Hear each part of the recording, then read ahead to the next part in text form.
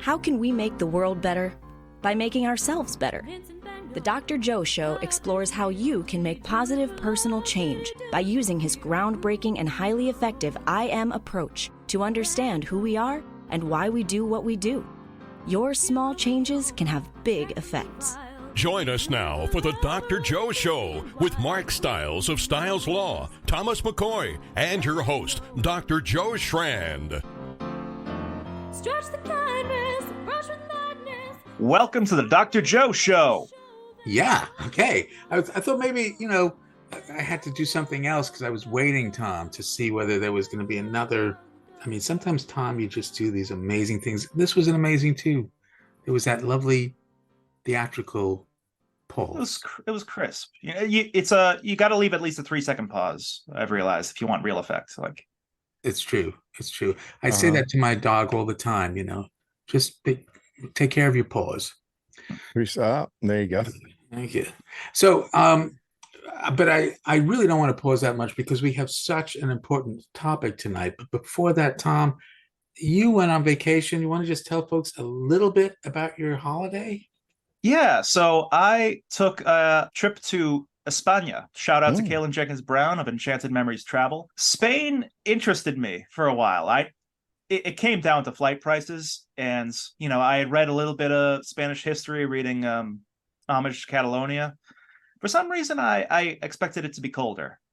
I don't know. When I think war, I think colds. That's my baby brain. When I think reading George Orwell's writing about the Catalonia and the mountains, I'm like, oh, it's cold. And I go there and they're Quaker pears and palm trees. But of course, masked like a good little sheeple on the plane. It was a fun time. And I wanted to get it in there this summer because I just feel that weird feeling that you're just out of time. As of this recording, tomorrow, I will be 30 years old. That's right. Wow.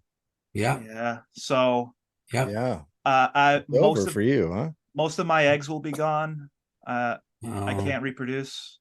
You'll be surprised. Let me introduce him first, then I'll ask him my question. Well, remember that guest we had who said, I don't know if it was his quote or not, I said, life is short, but it's the longest thing you'll do. Yeah, pretty good, But this show is not the longest thing you'll do. So with that in mind, Tom, please introduce our guest for tonight. Absolutely, Dr. Joe. Tonight we have back horizontal sleeper. Yep. Son of a dead guy. Founder of the Church of J-Town, Dave Anthony. Mm-hmm. That's true. Dave Anthony is an American comedian, actor, screenwriter, and podcaster, making appearances on Marin, Veep, Arrested Development, The Office, and, of course, The Dr. Joe Show. He is best known as the creator and co-host of the comedy podcast The Dollop, in which he tells notable stories from American history to his friend and fellow comedian Gareth Reynolds, who has not heard the story before. The pair have a second podcast, The Pastimes, where Anthony picks a paper from a day in history and reads it to Reynolds and a special guest. Since 2019, Anthony has also co-hosted the podcast The Audit with writer Josh Olson. A little bit, 2019 was West Wing thing, right? Now it's Wikipedia. The Audit, yeah. You're wrong. Welcome back. Thank you. So I'm wondering, Dave, I just think of the different times in history where the goalposts are at such different points. Like I remember the Aaron Burr story where he's out trying to jump on ships at 6 years old. He's attending college at 12.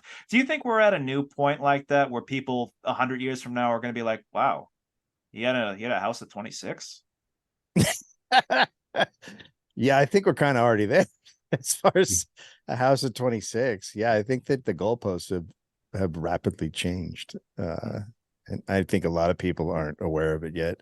Particularly like boomer age people, I don't think they've really grasped how hard it's going to be for their kids and people below that. But it's definitely, I think a lot's changed very rapidly. Yeah. In what way, Dave? Where are the goalposts now compared to where they were and how long ago? I think it's just, I'm Gen X. So I graduated in the early 90s. Even though I came out in a horrible recession, I still had opportunity, and the costs of my education weren't prohibitive to essentially the rest of my life. I wasn't burdened with student debt that I couldn't dig out of. Fairly easy to buy a house, even in California at that time. And then getting a job that paid decently, and that I mean, think what you want is like rent to be 25%. I would say that's about what I had. I think that's all gone. It just seems very predatory on every level. Yeah. I don't know how that flips or turns around, And this ties in with our talks before, is like when we have a generation of young men that are struggling and not meeting these ideals of the self-sufficient man. It's like, oh, you can either say it's external or internal. Yeah. Just find someone else to blame. Yeah, always find someone. And then that's where right-wing populism, springs to life. And so which is the scary part. But yeah, but you have a lot of people that, essentially you grow up being promised the American dream, right? And that's sort of a fallacy at this point. I mean, we've never had a society where it's easy to succeed and move forward and, move up class levels and all that. But now it's almost nearly impossible for the young people. And that just breeds resentment because you grow up being told, the sky's the limit, whatever you want to do, just work hard. And then you get out there and you realize working hard has nothing to do with it. Or that you're not a man.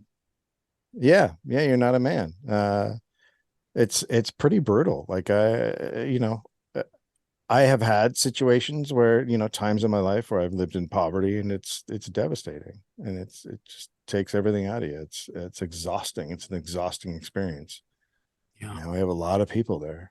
A lot of people there. And how do you think we got here? And is there a way out? I'm an optimist, so I think there's a way out. But I mean, there is a way out. I think that, we're sort of past an electoral solution. I think our solution has to be a mass protest and shutting everything down, because the people controlling the levers just don't care. I mean, I don't think there's anybody in office who really is going to help people. Like, we've seen it, like we watched it enough now. It's been going on for too long. They're all controlled by, Wall Street and corporations, and until that's gone, it won't turn around. But look, when this country was doing well economically, it's when we were the rich were getting taxed out of their minds, like 90%. I think if we went back to that, I think if, we took away all the billionaires' money and used it on things for society, yeah. But I think things would turn around very quickly. And I think that a whole lot of people are waking up to that. And I think that kind of brings us to the topic of trying to suppress that. Yeah. Well, here we are. We're right at that moment, at that topic. So what is going on? What is that suppression about? Where is it coming from? And let's talk about it. I mean, we had a period similar to this, which was, post the late 1800s. And that's when the Congress was the same thing. It was called the Millionaires Club, and they were controlled by the rich much more than in other periods.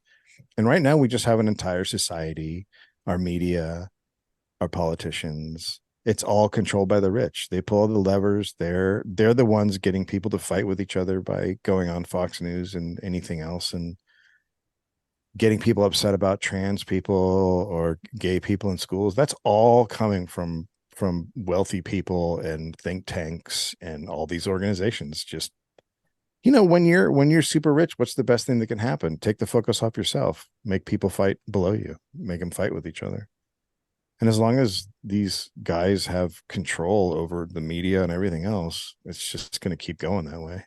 And it's all media, do you think? Or are there any pockets where there's reality left? It's very interesting. I think like a great example of what we had and is now gone because a rich guy took it over is Twitter. Yeah. The other day we had the Hurricane Hillary tropical storm situation here in LA, and previously, when there were fires here or earthquakes or whatever, I would go online and I would easily be able to search in Twitter and find experts that I could follow in that moment and know what was going on, or people on the street who are actually filming stuff or talking to people. And this tropical storm hit and there was nothing.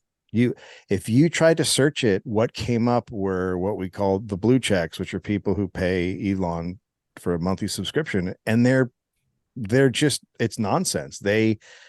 are they're mostly climate deniers, they're mostly right wingers, and they live in a different reality. And so they're just putting stuff up that's not real. And it's like a great example of when a billionaire takes over. But I think there are pockets of stuff. I think there's definitely there's news sources. There's, I'm a big fan of David Sirota and The Lever. Walter Bragman. There's journalists that I go to. There's scientists that I go to read about COVID and climate change and stuff. But you have to seek them out now yourself. I don't think they come to you. You have to go find them. It's such a dilemma, this antagonism that we live in, this world where, I mean, the way I see it is it's this enormous cortisol response, this stress hormone. And I don't know if you know some of the brain chemistry, but cortisol interferes with dopamine, which is a neurohormone of pleasure. Very difficult to feel pleasure under stress. And cortisol interferes with oxytocin, not OxyContin, oxytocin, which is the neurohormone of trust. Very difficult to trust anyone under stress. So we have a global stress response. I think it was highlighted from COVID, but it's been around much, much longer than COVID. I was hoping that COVID would help unite people a little bit about our common enemy. He held on to that for a while. Yeah, but that has not been the case. Yeah, I think at the start that was sort of the hope, like, oh, this will make people sort of come together. But then we see Nancy Pelosi's 2 freezers of ice cream. Like that's yeah, that doesn't help. but it's still, I think we were hoping it would come together, but it still reflects this human need that in order to be a group, we have to have a common enemy. Now, Dave, we had, if you know the trans activist Eli Ehrlich, we had her on a few weeks ago, and I brought up the big fight that happened in Glendale with the school boards, and there was Proud Boys. I think it was Patriot Front down there too. And you Tom, were in the can you thick give of it, us weren't a it? bit more of a background of it? Because I think a lot of people might not know the context. So the school board in Glendale. And Glendale is in California. Yeah, okay. Where it was a vote to recognize Pride Month, basically. Yep. Like school was not in session. It was just, recognize Pride Month, opening shut. And this became a way bigger issue than it had any right to be, where there were protesters from all over, and not just like Proud Boys, but like Patriot Front. I believe NSC, a few people from there. Just swarms the place, and there's video of them like punching parents and counter protesters. It's like really scary stuff, and Dave was there in the thick of it. I was indeed. You were there, Dave. I was there. Yeah, I was involved in it. I knew it was going to get violent, so I went down there expecting that. It's funny. It like, talking about what we were previously talking about. This is astroturfing. They're being pushed and paid by larger forces. I'm in a parents group in Glendale. There's this guy, Jordan Henry, who's sort of the spearhead, sort of leading all this. He started during COVID, he started coming to board meetings. So they were all on Zoom, and he would start ranting about CRT or communism and other stuff, which had nothing to do with anything that we were talking about or dealing with in our schools. And he was not saying the name of the town correctly. He was calling it La Crescenta Glendale, which nobody does. You live in Glendale or you live in La Crescenta. You don't live in both. I mean, you technically, if you live in, there is parts of La Crescenta that's in Glendale, but you just say La Crescenta. You don't say I live in La Crescenta Glendale. So we were like, okay, this guy doesn't live here. Sure enough, we found out he lived somewhere else in a town nearby. And kept saying, well, I'm going to move there and my kids are going to go to school there, and disrupting every meeting. Every meeting he's coming in and starting all this nonsense and distracting the meetings. And then he did move into the district and did not put his kids in the schools. His kids are in private schools.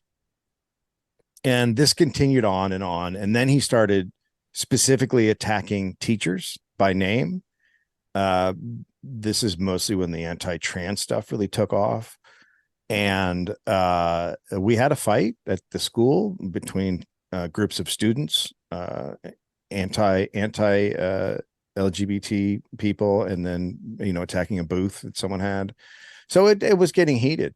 And again, this is all started by this essentially one guy stirring it all up. He's not, and then he started having private meetings telling people, how to attack, and has a like a manual of how to do this. And someone got a hold of the basic points he's making, and they're from think tanks. They're from larger organizations around the country. Then we started doing someone started doing Freedom of Information Acts on who was asking for Freedom of Information Act stuff. And we found out that it's organizations like there's one out of Michigan that's the Mackinac something, and they're a big right-wing group, and what are they doing asking for information about teachers and students in Glendale? So we're finding these different groups around the country, and it's just to stir up trouble. It's just to, at the end of the day, they want the public school money for private schools. A couple of them admitted it. One of them said online, if you just give us our $13,000 in taxes, we'll leave you alone. So we know what they're up to. So when this big day hit, and I started seeing Proud Boys are going to be coming down from Bakersfield and Fresno, and we have a very well-known fascist here, Tony Moon, who hits journalists in the street with the metal drink containers. Always out fighting on the street. And I saw that they were all going to be there. So I put on, I was in You Can't Tell Who I Am, because you don't want them to know who you are, because they're always taking photographs and pictures of you. That's what Nazis do. So if you're going to go to these things, I highly recommend you obscure who you are. And we went down there, and I knew a lot of parents were going down there and didn't know what they were getting into. So I was like what you would call Antifa, I guess, which just means I'm against fascism, and I'm going to try to protect the people that are more innocent and naive of this situation. And they were trying to, so they had us blocked off between the two groups. Most of the parents from my district who are of the groups I'm in took over the meeting. So these people couldn't get inside because we had everybody there, every seat filled before they could get there. So they had to do all their stuff outside, and they were there for fights, and they would try to swing around the back of the groups. And of course you would watch it and you tell the police, hey, they're doing it. And the police wouldn't move. So we would have to move and stop them. And that went on for like an hour. And that's where you saw the fight, because they were trying to swing around to attack the parents from behind. And people like me were trying to stop them from doing that. And this is where we are. This is literal fascism. This is what fascists do. This is what they've done for 100 years. And it's the same tactics we've always seen. It's the same start street fights to get on the news. And if you get on the news and you see a white guy punching a person of color, well, then other races are going to get excited, and then they're going to also try to join. That's the whole thing they do. They're always trying to start fights. Fights get on the media. Fights bring them more attention. Fights bring them more recruits. Because they always get a control of how the video is spun. So yes. So Andy No, who is a fake journalist who poses as a journalist, he's such a compulsive liar that he faked having a British accent for like 6 months. Yes, he did. He is in league with like not just Proud Boys, but like groups like Falanga and Adam Waffen, who make the Proud Boys look like Boy Scouts. He's in cahoots with Adam Waffen? That's terrifying. He's sent lists of like doxed information. So when Elon Musk bought Twitter, a series of journalists were banned from Twitter, and they very conveniently aligned with a list compiled by Andy No. Yeah, so, that's him. So Google Twitter Chad Loader. Chad, who was someone I followed a lot. He's over on Blue Sky and other stuff, but he was a great journalist working against the fascists, and then he was gone. Because it's so easy to, because I fell for it. I mean, I think most people did, where Antifa was this huge shadow agency where you see a guy dressed in black punching someone. It's like, well, I don't endorse that. It's, you know what, Antifa is not a group. It's No, just, if you're against fascism, it's a you're verb. Antifa. Yeah, it's not people. When I went down there and had my face obscured, I was automatically Antifa because I was against the guys who were fascist. Like, that's how my grandfather was Antifa because he fought in World War II. Like, that's what it is. But we have a tendency to like say, well, maybe the real answer's in the middle. Yeah, I know. Well, I've had this discussion with people, in my area, and they say, we need to find a middle ground. And I go, you don't want to find a middle ground with them. They're very right, very, very bad. They round up. Don't give them any. You don't give them any inches. They're fascist. These are literal fascists. I know that people always want to be like, oh, you're talking. I mean, these are literal in every sense of the word fascists. They want an identitarian, authoritarian, theocratic. Yeah. Some of our listeners I know have heard the word, but they may still not really understand what fascist means. How would you define fascist, Dave? It's a thing that a lot of people have different definitions of, but I think the way I'm talking about these people is they do not believe in democracy whatsoever. They believe in authoritarian control. They believe that the weak should be punished and driven out, and they only want their way, which in this case is mostly Christian fascism. But they are like, they say we should have free speech, but their goal is to end free speech. Like, they use free speech to end free speech. So they are, I mean, essentially it's everything I don't believe in. It's hard to describe, but people are like, well, that's the right wing. But it's like, no, these guys have gone beyond the right wing, because these guys do not remotely believe in democracy whatsoever. They want power, and they want it through brute force. And when we're talking about guys on the street fighting, the fascists are also violent, and they're happy to use violence to get their means. They're very happy to do it, and they know that it brings in other violent people. But like anything else, they're like any other like very right-wing group. This is a white movement. It's incredibly white. They only want their way. It's very interesting to watch. Like Florida, I would say is very much pretty close to a fascist state now. Like, they're the way the rules they're passing, the laws they're doing, it's really terrifying for a lot of people living there. I mean, people are legitimately scared to live there. And now you see they come out and they say, well, slavery wasn't that bad because they learned stuff. And they start to turn off the black Republicans who are like, wait, what? And it's like, yeah, they're moving towards fascism. They're not going to like you. You think they're on your side, but so people always want to be like, well, they can't be fascist because there's people of color in there. But that's their favorite. That's their favorite. It's always been a part of fascism. There have been Jewish Nazis, for Christ's sake. 100%. I mean, there was a Pakistani group fighting with the actual Nazis in Germany. Like, this is what it is. They use these groups, but at the same time, they'll cast you aside in a heartbeat when it comes down to it. But it's just mostly pure authoritarian control. I mean, the more I look at history and the more I look at the Confederacy, I'm like, that was fascism. Just pure. And we just don't want to call it what it is because it's America. But these guys have always been here. People want to act like they haven't been, but we've had flourishes. We've had some really ugly times, and people are, for some reason in America, they're scared to call fascism. There's a lot of people are like, no, you're being very extreme, but just go look at the classic fascists and then compare it. And there's not a lot of light between our guys and them.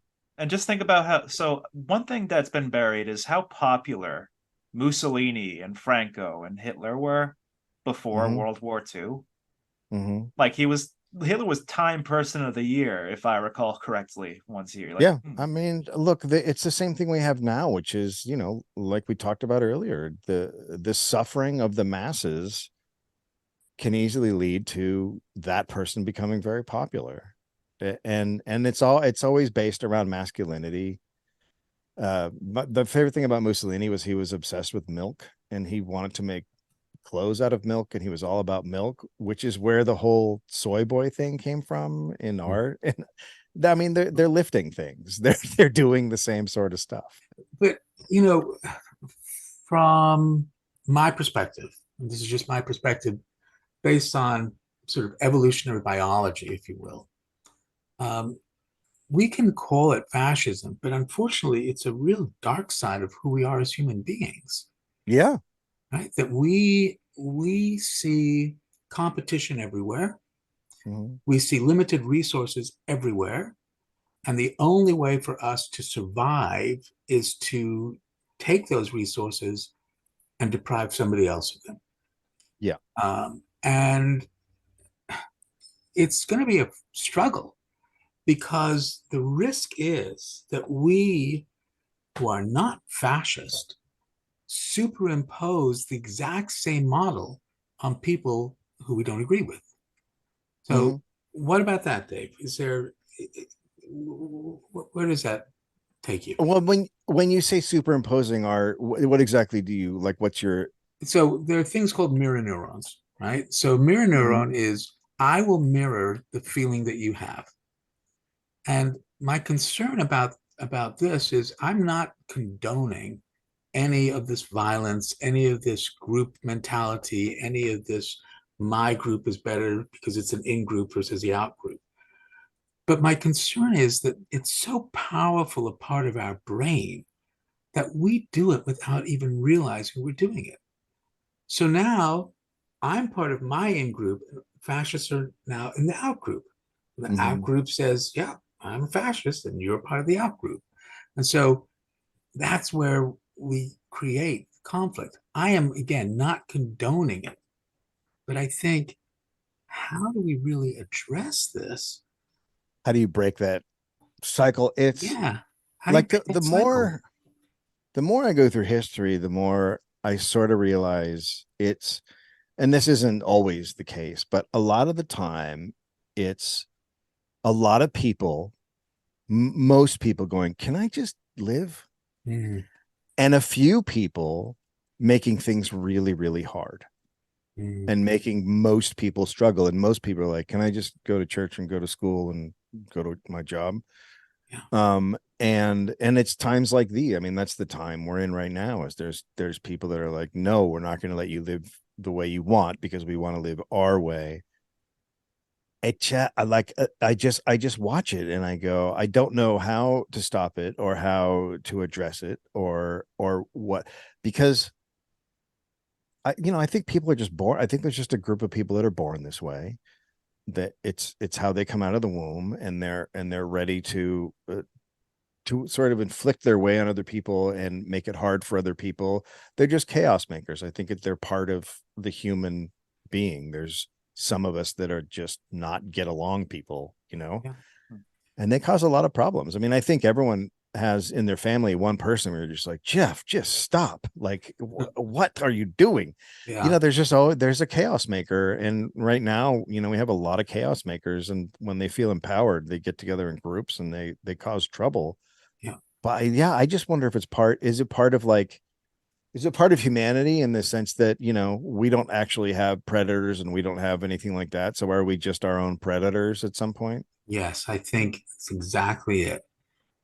Because millions of years ago, we were not the biggest animal or the fastest or the strongest. We were isolated mammals, Mm-hmm. hoping not to be lunch. We were the prey. And then we formed these groups. Yeah. And our survival potential increased everywhere. But to be part of the group, you have to contribute to the group, you have to have value. And so when we see one group devaluing another group, it activates this ancient survival response. So when you say, Dave, you're a smart, intelligent person, say, I can't see a way out of this. How do we change this? I think part of that is because we are now stuck in our limbic system where we aren't thinking. We cannot anticipate a future other than what we see right now. Yeah. But if we keep doing that, we know what the future will be. We'll destroy Yeah. ourselves. Yeah, absolutely. And I can say, like, okay, Tom just went to Spain. Did you feel did it feel different in Spain? Oh, Did you feel yeah, lighter? lighter. Like I wasn't. Like Right. I you wore you this s- shirt on the street. What's it say? It says, "If this flag offends you, I'll help you pack," and it's a trans flag. Ah, nice. I think you're right in the society we live in here in America. I think it's that like that thing is in us and it's vibrating and it's going. When I go to another country, I was in Italy recently. I go to Australia a lot. It's gone. The minute I hit the ground, Really? I feel completely different. Wow. Uh, all of the tension is gone. It's really like being in, I was raised in an alcoholic household. It's like being in an alcoholic house with the alcoholic and then leaving and going to your friend's house. Huh. It So is what are you observing different in these other countries, Dave? What do you notice? I wish I could there is a lightness to them and less tension.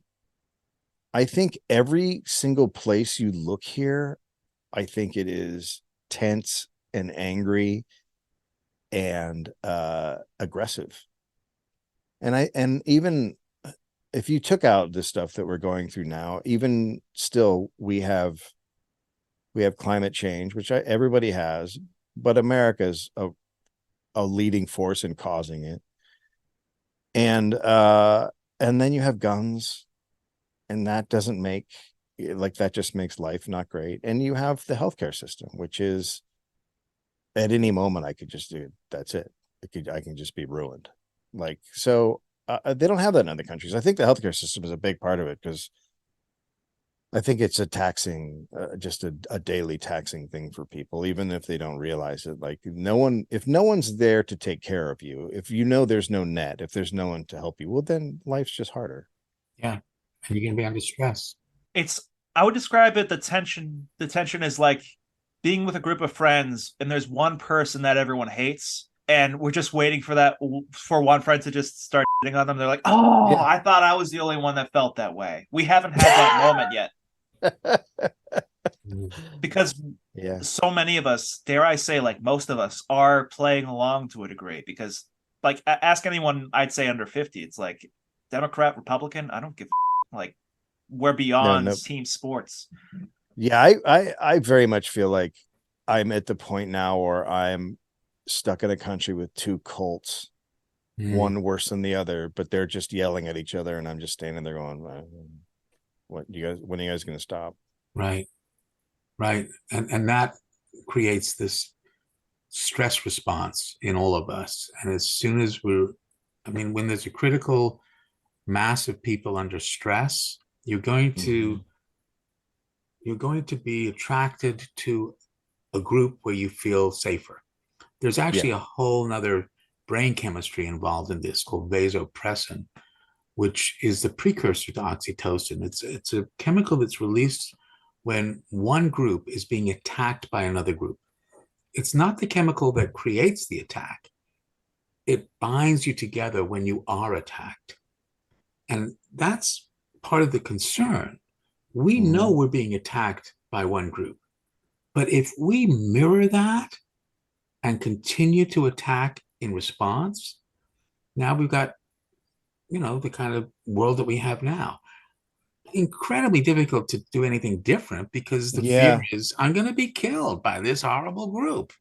Right. So you're watching like, that woman that hung the flag, Yeah, the horrible. gay pride flag, and then she Right, gets killed for it. And right. then so the answer, so what's the answer? Because if you don't react back, then what? They're just shooting you because you wear a pride t-shirt. You have Tom shirt on. They're just going to kill you now. Like they are violent. Our side is not looking for violence. They are looking for violence. They are looking to kill. They're looking to kill gay people. They're looking to kill trans people. They want to harm them. Yeah, it's absolute conundrum. How do we get here? I think again, I think we've always been here.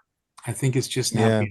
been exposed more and people are more Mm. aware of it. And I think it's scaring a lot of people, but we have to as I say, keep it frontal, don't go limbic. We've got to think this Mhm. one through. How do we rationalize it? I mean, the fact that it's in America is really interesting because, there were these very peaceful people in America until pilgrims came. Yeah.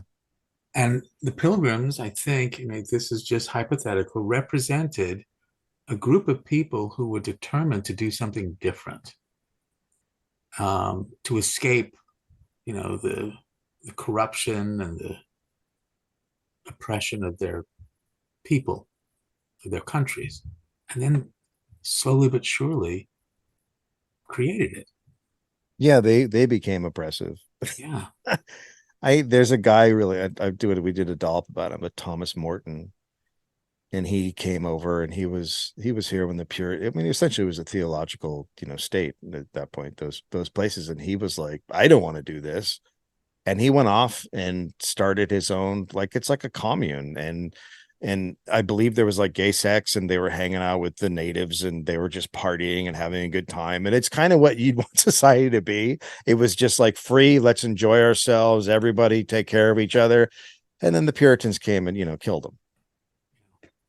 Because you're right, that's what they became. They became what they fled. Yeah. I don't know how to stop it. And it totally makes sense. Like, something chemical within us changes, and because of the situation. But then, so then where are you? Like, you have to talk to everyone and go, your body is sort of working against your best interests. Yeah, I don't know how it plays out, but history's not great. It's not on our side on this one. No, It's a it's very not. grim period. And again, from an evolutionary point of view, this goes way, way, way back. Yeah. But we now have a brain that can anticipate the future. Mm-hmm. And if we keep doing what we're doing, we know what the future will be. Yeah. We will destroy ourselves. Yeah. Yeah, it certainly makes me think. So we were talking off air about a particular situation. Tom, you want to introduce that in? Sure. So if you've been on the internet, if you've been on Facebook, if you've been on Twitter or X, you have seen posts from one Prager University. Mm-hmm. And they are a very well-funded think tank that poses itself as an educational resource with simple 5-minute videos, not overproduced at all, featuring intellectual titans like Dave Rubin, a man so stupid, Joe Rogan thinks he's stupid, Jordan Peterson, the anti-Dr. Joe, just the whole cast of characters feeding not so accurate information about history specifically. And it has been approved for K through 12 in Florida schools, and I believe Texas is next. Texas they approved it. Oh, good. So what are they approving, Dave? So they have videos. That's mostly what they've been doing for a while. They've been around for like 5 years. It's they cover all the political topics. They especially cover climate change, because I think about 40% of their funding is from fossil fuel The people. Wilkes brothers. Yeah, they get a lot of funding from that type. And they'll cover racism, and they do some really horrific slavery videos of how slavery happened, and they cover the gamut. It's all very, very right wing. It's astounding how false it is and how many lies there are. It's the opposite of reality when they do their history coverage. They're 5-minute videos. They're very easy to share. They're very popular. And the goal has always been this. The goal has always been get it in schools and change minds of young people. So they do at the end, when they do every video, it says, please donate. So they started out getting donations from rich people. The guy who owns Home Depot is a huge donor. And they have gotten a lot of other, like, very, very rich people to donate. But then it started to change when the $5 donation button hit. Now they're mostly funded by people watching the videos. And I cannot tell you how false the information is. Like, it's astoundingly incorrect. I highly recommend our listeners to check out the Audit on the Lever News Network. Yeah, we cover it. We have like Naomi Klein on to talk about climate change, and we have some like experts in their fields to come on and discuss like what's wrong with what they're saying. And you know, the goal has always been to get it in schools. There's been no other goal for them. This is propaganda. It's straight up propaganda. And if you have a kid in a school and they want to show PragerU, you should send a note to the principal and say, if you are going to show PragerU, I want you to take my child out of the class when you do. Because mind you, there's nothing wrong with propaganda. The Dr. Joe show is propaganda. The Dollop is propaganda. You're propagating a message. It is? But Sure. We are? yes. Man. I'm sorry. I'm Oh, sorry. gosh. So it's not so much that we have we have a shtick. We have an angle. We're honest about our sources, though. We're upfront about our opinions. So this isn't just like, so I had, right-wing teachers in high school who like taught us history and like geopolitics and stuff. They never like pulled everything 100% out of their they probably did here and there, but like this is belief disregarding evidence, pure and simple. It's 100% disregarding evidence. It's like they did a video on healthcare, and we went through it and pulled it apart, and it was like you could not believe the lies that were said from beginning to end. It was shocking. And it's every single video that they put up there. It is just right-wing nonsense. And it's really bad because you're going to have a bunch of kids. I think one of two things could happen. I think kids could believe this, but I also think you have TikTok out there and you have other sources, and kids might just be like, come on, this is nonsense. Don't we need this though to counter the left-wing nonsense? Yeah, but that's a really important point. Is there a way for us then to influence the way this material is being seen, the way the material is being interpreted, by saying just what you're saying, Dave? Here's a kid watching this, and they can then say, that is baloney. Mm-hmm. How do we do that? Because then we've got some folks who are thinking about a different sort of community, a different way of approaching the world. And I suppose Tom's right. I suppose, the Dr. Joe show is propaganda in some ways, but it's much more optimistic. I mean, I have a lot of faith in who we are as a species, because we are survivors, but we also are learning. We're learning so much more now about how that's happening. So, and that's part of what the I Am is about. The I Am is saying, rather than judge all these things as horrible, I don't have to like them, but I want to understand them. And in order to understand them, I need to stay in my prefrontal cortex and remain rational. Doesn't mean I'm going to be naive. But let's get to the two truths of the I Am, Dave. So I don't know if you remember, the I Am is saying we're all doing the best we can with the potential of change in the very next second to another best we can. This is who I am, my current maximum potential, but I'm influenced by and responding to 4 domains. My home domain, we're talking about that. But in this case, the home domain is our country. So the social domain, which is our relationships with the rest of the world. Our biological domain of our brain and body, we're talking about that, which is, pretty much the same across the world. And then the I see. How do I see myself? How do I think other people see me? That's part of what we're also talking about. But because the domains interact, a small change can have a big effect. We don't need to change everything. So Dave, what small change can you recommend to our listeners based on what we're talking about tonight? Well, this is information, right? I mean, well, are we talking about PragerU, or are we talking about the whole ball of wax that we've talked about? I mean, see, what's so cool is as a psychiatrist, I get to ask these open-ended questions. You get to answer any way you want. I think, from my perspective, I do the Dollop, and one of the reasons that we do it is because one of the way you fight fascism is with knowledge, with historical knowledge. I think it's really important for people to read and understand history and understand what these people are doing, and just talk to people and counteract what they're saying. I think knowledge is extremely important when you're dealing with these things that people are bringing up. These, we're talking about the right wing and the attacks on gays and trans and everything else. I think that because the guy that I talked about at the beginning, Jordan Henry, he was on Nextdoor and he was doing his thing and he kept talking about communism. And I just went in there and I started going after him. I started saying, who gets upset about communism when it doesn't exist? Who calls people communists when they're not actually communists? What's the enemy of communism?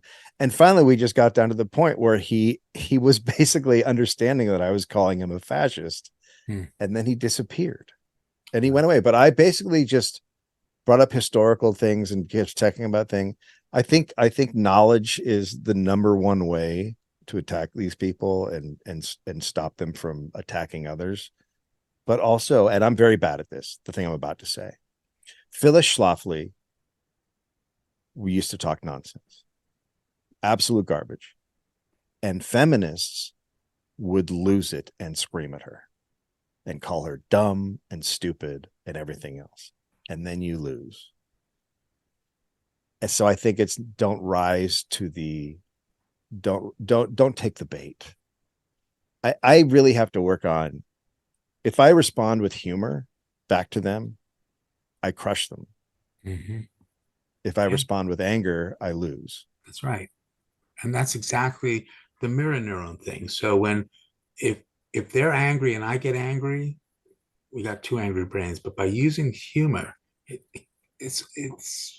diffuses things rapidly. The knowledge part is so important, but isn't that also what's been corrupted now? I mean, how do you know what's real? It's very no, you're right. It's I've had this discussion with people who are big free speech people, and I said, but what does free speech mean when there's no truth? Yeah. So you're right. I think that with, like, if we're talking about like with kids and things like PragerU, I think if you can take their videos and put them up on TikTok and counter what they're saying and neutralize them.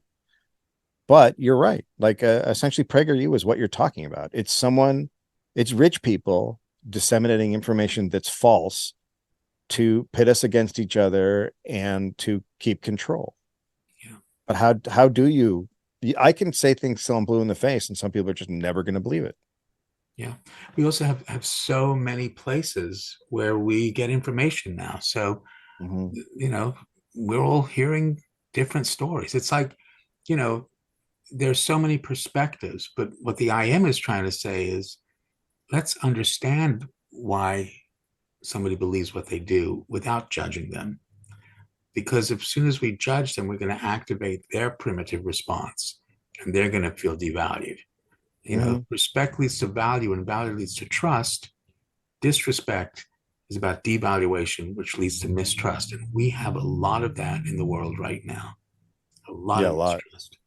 So with that in mind, the second truth of the I am, because everyone is interested in what you think or feel about them through their IC domain, which has an effect on their biological domain. Because, it feels different when you feel respected or disrespected. When's the last time you got angry at someone treating you with respect? But because of this, the second truth of the I am, you control no one. You influence everyone.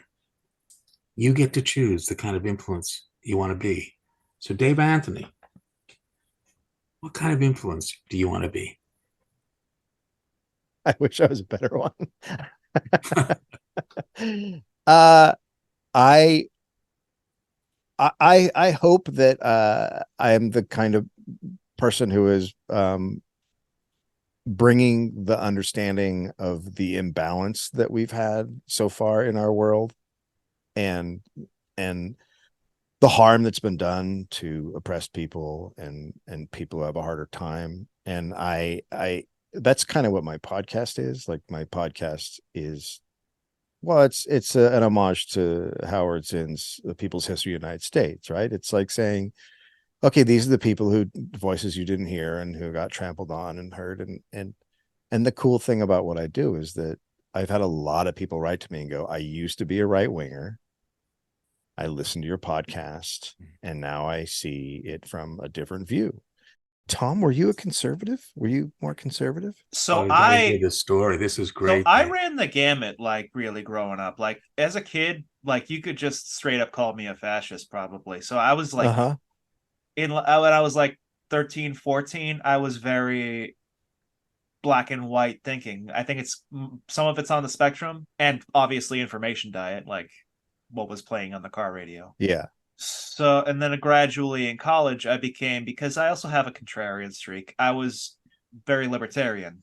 Okay. Like I made like an ad for Gary Johnson for a class, Sure. like Yeah. because yeah, he and eventually, and during like the early Trump years, I was like one of those autistic 20 somethings that was like memeing it up, being Yeah. quote unquote pro Trump, like because hey, he's entertaining, like, Yeah. and that's the worst part, is that like it gave such deniability to what he was and what he is. Yeah, absolutely. Yeah. And then I was part of the online right sphere through, do you know Dick Masterson? No. So he's not like a hardcore like right winger. He's a libertarian. Like he's one of the handful that's like actually super principled about it. And he eventually just got more and more into online blood sports. So like if you know the names Ethan Ralph, Baked Alaska, Yep. and Yep.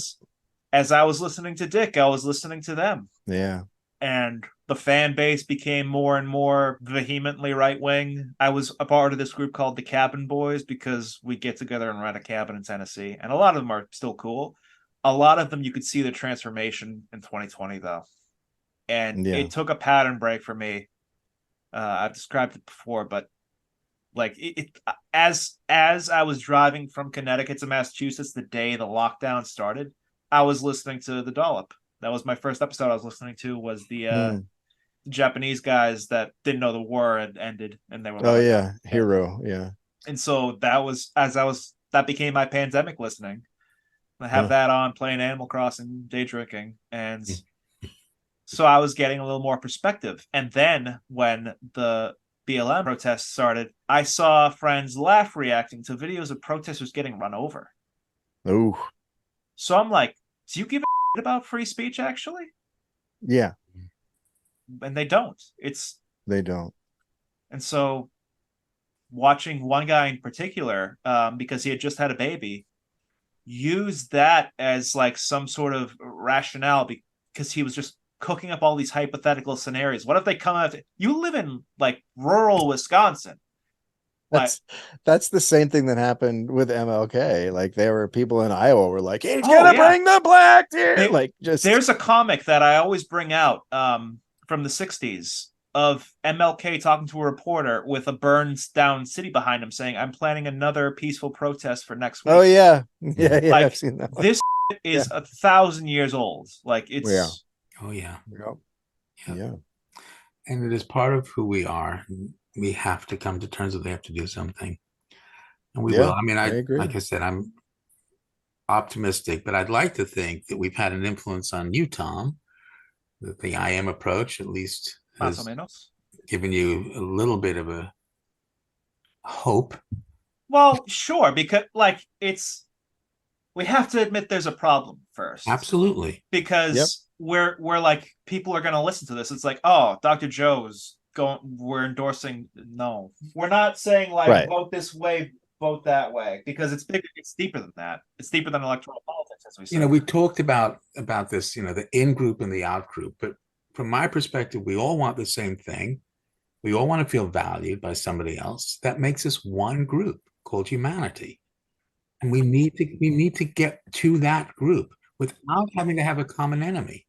Exactly. And as I was trying to say a few times, when it's like, how do we stop this? How do we stop this? I'm like, give them healthcare. I mean, honestly, it would make such a difference. Like all these things that are just like weighing people down are just brutal. Like it's not, those political things that they don't want to do would make such a difference to all this. Like if you legitimately made steps on climate change, I think that would make a big difference with a lot of people. And I have no problem with climate change being the common enemy. Yeah. I have no problem with that because it addresses something that's threatening all of us, our planet. We're going to have somebody on in a few weeks to talk about it, but let's come together around that, if nothing else. But first, people need to believe it. Right. The first time I really like my mind was blown about climate change was when I stumbled across the eco-fascists Yes. on Twitter, and they have a little tree next to their name, and I was like, oh, people with trees. And I started reading it, and I was like, oh my God, these people are not what I. Yeah, I mean, it's you just like everybody has their own way of viewing things, and it's just like, wow, we got some work to do here. This is One of the something. exercises, I know we're going to end in a minute, but have you done this exercise where you look at your finger? Dave, try No. this. Look at your index finger and close one eye. And then Yeah. open that one and close the other one and go back and forth, back and forth. Yeah, it moves. Right. Because each of your eyes has a slightly different geographic location in the world, a Yeah. slightly different perspective. Uh-huh. And there are billions of perspectives. And the only way we can get someone to share their perspective is for them to feel respected and valued, and then they can trust us with their perspective. And, you know, that's what we need. We have a world of mistrust, but that's an I am. If we don't like that, we can change it. What small change do we need to make in any of the domains? So that's where media literacy comes in. Yeah, media literacy. Because there are people that are genuine, like that are very interested, and then there are people whose job it is to take advantage of your willingness to listen. Yeah. Yeah. Been that way for millennia. Yeah, it really has. And so in that way, I think I'm sort of walking the walk and living how I want to live. Now, I will also say at the same time, I have extreme faults with getting very angry at people, as we're talking about, and calling people dumb. Like I definitely in COVID hit my limit of just like, what is happening? Yeah. But yeah, like if I could change that, if I could be like walk the walk, like put out there how I think people should be treated, and like I'm very righteous in that way. Like I really very strongly believe that we should treat people better and take care of people better. And I won't back off of that, but I could definitely be nicer. Yeah, I'm definitely going to win more people over with being a little kinder. Yeah. I mean, every time you remind someone of their value, you increase your own value. Isn't that what we all want? Dave, how do people hear you and find you? So our podcast is called The Dollop. And it's wherever you find podcasts, and in that same feed we have another podcast called The Pastimes, which is less sort of a political history, and it's more just I read a newspaper from a day. And my favorite headline so far is at church service attended by half-witted Italian. Yeah, that's right. Yeah, it's just crazy how the old headlines are. And are you going back on tour? Well, I had the great privilege of seeing you in Boston. Yeah. We are going to in October. We're going to be in Bloomington, and then Chicago, and Milwaukee, and St. Paul, and Madison. That's our little tour in the fall. Great. Folks, I got to tell you, if you're in those zones, check out Dave Anthony and The Dollop. It is brilliant. It's spontaneous. It's improvised, and it is hilarious, but also incredibly thought provocative. So, Dave, thanks so much for coming back on the Dr. Joe Show. Really appreciate it. Thank you. It was fun. All right, folks. Thank you. Tom, we'll see you next week. See ya. Stretch the kindness, brush with madness. Is it sadness or just a show?